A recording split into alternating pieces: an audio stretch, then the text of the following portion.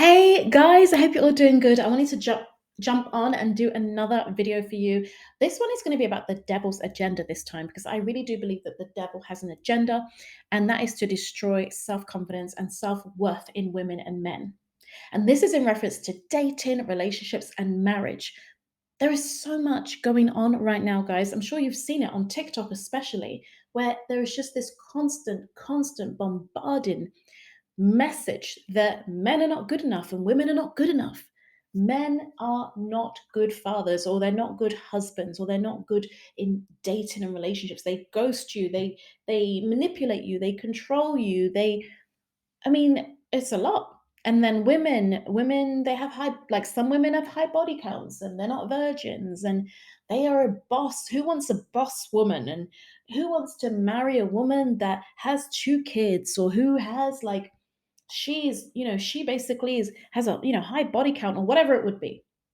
It's just this message that's just been bombarded at men and women, and it's offensive. And I think a lot of people are getting hurt by this. Like, a lot of men are feeling like, oh my goodness, is this how women think?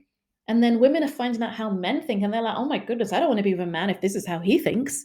Like, if he thinks like one of the worst things that I think is out there right now is this idea that men don't really marry people that they love. They don't really marry women that they love. They usually would have married someone that they didn't love. And then there's a lot of these Reddit stories where they're posting these Reddit stories, darlings, and it's like, oh, this man is always talking about like I'm cheating on my wife and I don't know how to tell her, and I've on all this, and I'm like, what is this?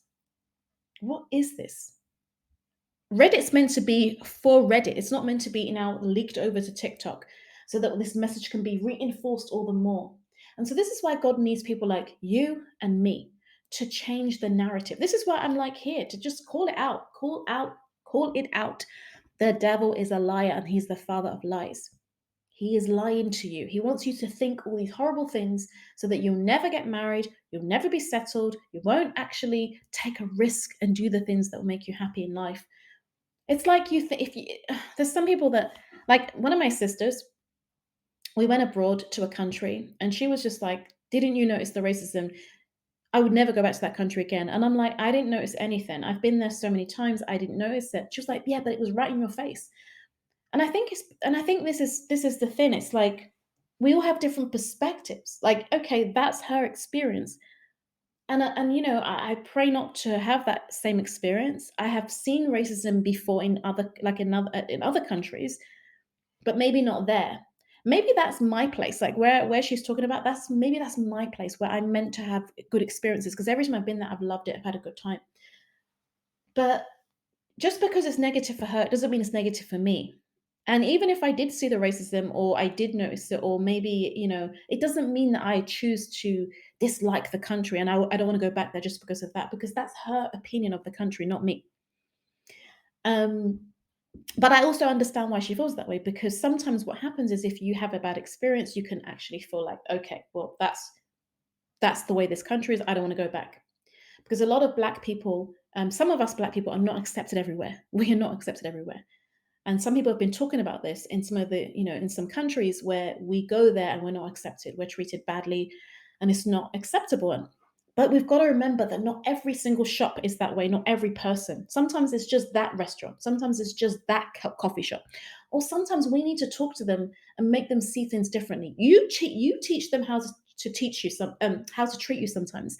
So by you being so lovely, so kind, they might be like, "Oh my goodness, I thought all black people were this way." But no, this black girl over here, she's lovely. She's sweet as this black man here he's a wonder. And then they have a new perspective and they start changing. Then you and sometimes that's why your experience may be different. But I have also definitely experienced direct racism, where I remember I used to work with this girl, and basically we used to run a business together. Um, and I remember that some guys, there was this guy, he spoke to her, but he wouldn't speak to me. He just spoke to her when we went, and we were both talking to him, but he was only directing his answers at her. And I felt like it was because she was white. Now, I thought, oh, maybe I'm just overthinking this. But it happened again with this woman that would email us. and she would only speak to her, not speak to me. And so it made me realize that they just don't want to speak to me because I'm black. And I knew it was because of that. But that's two people out of like hundreds of people that we were interacting with. So why should we focus on just the negative out of hundreds of good people? And I think that's what we do sometimes. We notice that bad dating experience or that bad ex or whatever. And it's like, okay, but what about the good ones? What about the good friends you have? What about the why do we focus so much on the negative? And why do we look at someone and say, "Oh, you these are all the 10 bad things about you?" People get married and then they start nitpicking. You left your sock on the floor. You didn't put the toilet seat down. You've put on 2 pounds. Your belly is a bit big. And it's just, it becomes nitpicking. And then when a relationship ends, right? Oh my God, I miss them. I wish I didn't say these things. I wish I was kinder. I wish I was, yeah, because that's how we are as human beings. We don't value things until it's gone. But the most important thing for us to do is to focus on valuing ourselves first, as in really build your self worth and your self confidence. Stop listening to people that tell you're too old, you're too young, you've got a high body count, you're a virgin. Nobody there was even this there was a guy on TikTok and he was sharing that he's a virgin, he's a 22-year-old virgin.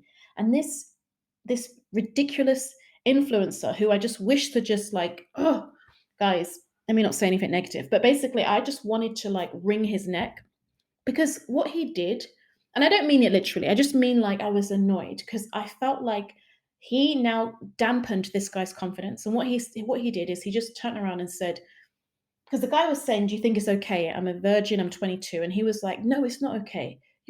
Basically, he was pretty much making it seem as he was like, he was basically saying you're a wuss. You're like, you need to go out there, and you need to we're an embarrassment. Like, you need to go out there and you need to go and like do it. No woman wants a man like that that's a virgin. She doesn't want you testing yourself out on her. You need to go out there and do where are you getting this information from?" And I was just like, what? Like, excuse me, that is not good advice. You're a guru. You're meant to be a leader. You're supposed to give him first and foremost, can we stop telling people what to do? I would love for us to stop telling people what to do. We should give people counsel, but don't throw it down their throats unless they are absolutely ridiculous. So for example, if somebody wants to um like something that you're trying to save them from, like maybe they want to just something ridiculous. They want to quit their job because they didn't like I don't know, something that where that they need to just hear a word of truth right now. So it could be, "That's it, I'm leaving my job and I'm never going," and then it's like, "No, stop being so ridiculous. Go back there. Don't give up." Because maybe they didn't get a promotion. Now they want to quit immediately. They leave in today. They're never going back. They're going to give their boss a piece of their mind. And then you give them that word and you say it with passion and fire. Don't do it. Don't give up. Don't let the devil win. That's different, right? But when it comes to something like being a virgin, who said you have to be, who said that every woman is going to, there are many women that would love to marry a virgin. And I think it's funny because women are told to be virgins and this is desirable to a man, but now we are seeing the opposite, or not that we're seeing it now, it's been like this for a while. The opposite's thought to men. It's seen as if like you're a loser, you're a coward, or you're not good enough if you're a virgin. No woman wants that. I think there are loads of women that will find that incredibly sexy. It's incredibly sexy to a woman that a man has self-control, that a man has discipline. I love it. Like, I think it's very, very, very good if for anyone, for any woman or man to have discipline and self-control. And, it's not always about like you have to go on all these dates, you have to be with all these women, you have to no, have self-respect, have self-worth. Value yourself enough to basically say, I don't need to do all that. You can concentrate on yourself. You can concentrate on your career. You don't listen to anyone that calls you names just because you're not doing the supposed masculine thing, because that is a form of toxic masculinity. And don't listen to like if you're a woman, don't listen to any man or any TikToker or any person, any of these people that tell you you're no good because you have got children or you had some relationships in your past, and what you've done in your past is in your past, and whoever's meant to be with you, they will love you for you regardless of anything you've done. There is nothing that you have done that could make you unlovable to the person that's meant to love you. And there's nothing that you will do right that will make you valuable to a man or that won't really want you. There are some women, they're virgins. The man has cheated on them in a year. Like it's no big deal to them. They don't care because they never really loved the virgin. There are some virgins that love till the end of their life. Okay, so it just all depends on the person. The most important thing that you marry the right person, or that you're in a relationship with the right person, or that you date the right people or person, because it really is about a healthy like all we want in life is more of this self-confidence and self-worth. And I don't mean that we shouldn't have godfidence. I'm not talking about like, it doesn't mean that we shouldn't have confidence in God, and that, I believe in, put like God, I should have confidence in the Lord, but we need confidence in ourselves too, because some of us have confidence in God. We know God can do anything, but we don't believe we can do anything, and that's the problem. You see, God can give us these blessings, but if he thinks she don't believe in herself, she doesn't have confidence, then how can he do it? And so we need to have that confidence in the Lord, but confidence in ourselves as well. We need both. God is not going to live our lives for us. So we need to be able to believe we can achieve the great things. Believe you can marry, believe you can buy a house, believe you can be a millionaire, believe that you can write that book, believe that you can travel to those countries, believe that you can have good people in your life, believe that there is something good out there for you. Blah blah blah.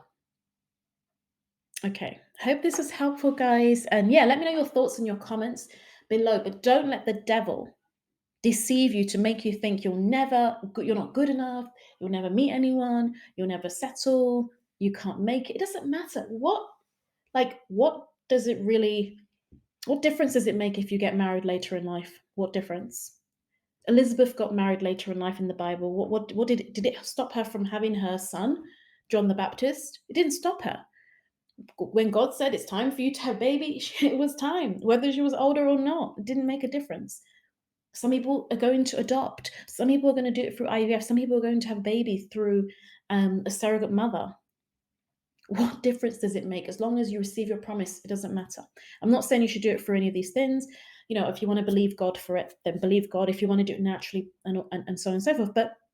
And some people will never have kids or never get married, and that's okay too. It doesn't change who you are. You don't have to prove anything to your aunties and your uncles. You don't have to prove anything to your manager that, I am successful because I have this job, or I have this money, or I'm earning this salary. It doesn't. You'll be surprised that you'll do these things and they won't even care, or they'll be on to the next thing. I think there was this woman on. I'm going to wrap up with this, but there's this woman on Facebook. I don't know who came up with it, but she said something like that when you're dating, they say, "Oh, when are you going to get engaged?" And then it's like, okay, when you're engaged, they're like, "Oh, when are you going to get married?" And then when you get married, it's like, "Oh, when are you going to have a kid?" And then you have a kid, and it's like, "Oh, when are you going to have another kid?" And then it just never ends, guys. There are so many people that have got married, like maybe let's just say a month ago. They got married a month ago, and now everybody's like, "Oh, when are you two gonna have a baby?" In a year's time, guys, they're going to start to say, "Oh my goodness, why haven't you had a baby yet? What?" These poor couples can't even breathe. Everybody, do you know what, guys? People end up living to please people because of this. Their whole life becomes about being a people pleaser, because that's what society has made it seem. It makes you feel the pressure so much to the point that you just feel like you have to please people. And you may start to avoid going to certain events because you might think, "Oh, I don't want to go because they're going to ask me if I'm married, or they're going to ask me if I've got kids, or whatever it is." And you just don't want all that anymore. Okay, but just be yourself and ignore it.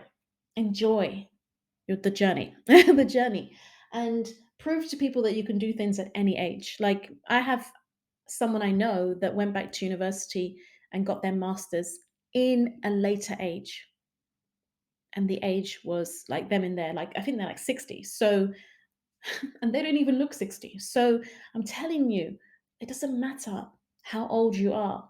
There are some things I want to do in my later age of life. I don't want to do everything now anyway. So yeah, there are some things I want to do later in life. Like people always try to pressure me to do certain things, and I'm like, I want to do certain things later. You don't understand. I want to have like a couple of kids and then do those things. So there's some things that are already set aside for us to do much later in life. I've always known that, for example, in ministry, that I've always believed that I'm meant to do ministry later in life. Like I kind of knew that in my 40s, that's when I'm meant to do it. So I used to always tell God that, and that's so it's no surprise to me that God has started to kind of push me in that direction around my late 30s, because it's like, oh, remember your promise? You remember your promise? You said you're going to serve me in ministry. You said that you're going to do. I could. You said just if you want me to stop everything and serve you, then. And I'm like, oh my goodness. So around my late 30s, I've noticed that God is calling me more to Himself. Come and pray more, come and spend more time with me. And I'm like, I want to go out, thanks. I have things to do. And it's like, come and spend time with, and then give me all these dreams and these messages. And I'm like, Lord, what is all this about? What do you want from me? What do you want from me? And it's like, remember your promise. You said to me that I could use you when you get to a certain age. The time is coming. I'm cashing in on that check. Laugh out loud. So yeah, I love you all. I hope you enjoyed this, or I hope you found it to be valuable. I'd like to hear what your thoughts are. But don't let the devil steal your confidence. Don't let him steal your worth. You need to build that up. You make your confessions. You meditate on the scriptures. You say good things about yourself. You say rebuke those lies of the enemy that you're not good enough and that no man will ever want you, no woman will want you, your past is too bad. No, because God says there's someone out there for you that will love you for you, and there is a tribe out there for you that will absolutely appreciate you. There are people that are so successful and they'll look at you and say, come and stand next to me. And there are some people that are just absolutely nothing in life. They just brag and boast for nothing. And they will look down on you, but the professor looked up and said, "Come and be my friend." Okay, so who do you want? Like, and yeah. So just what I'm trying to say is that there are some people that think they're so big, but really they're nothing. They're nobody that special, and they'll put you down. And then there are people that are really up there, and you'll be surprised. They'll treat you as if you're their friend, and really you're not even at their level. Okay. And I don't believe that a professor's better or a student is worse or anything like that. But I'm just giving you an example of how sometimes the people with the status and all of that, they don't even look down on people the way that that don't have the status, the way they act. So I hope that makes sense. Anyway, guys, I gotta go. So wishing you all the best. And yeah, make sure you subscribe, like, share, or let me know your thoughts in the comment section. And yeah, and then just be blessed. And for those of you that want some support in business, you want some support in your business, definitely check out my program, which is called the Business Bliss Visibility and Fame Bootcamp. We're kicking off very soon. The link's in the bio section.